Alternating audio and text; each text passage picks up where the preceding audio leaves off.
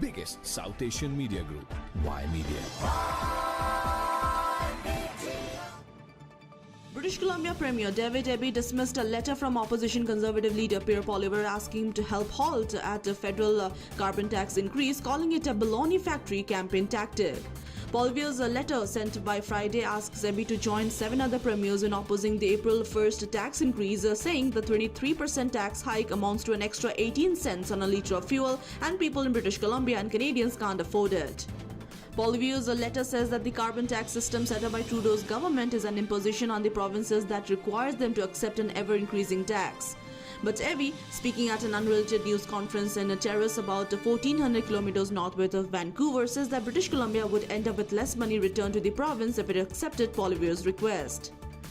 British Columbia introduced North America's first broad-based carbon tax in 2008 and will be administering the coming tax increase on behalf of the federal government.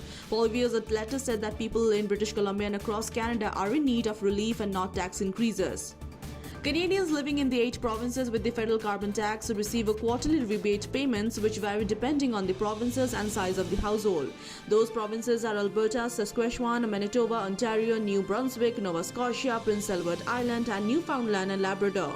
The premises of 7 provinces excluding Manitoba have asked the federal government to drop the April 1st increase.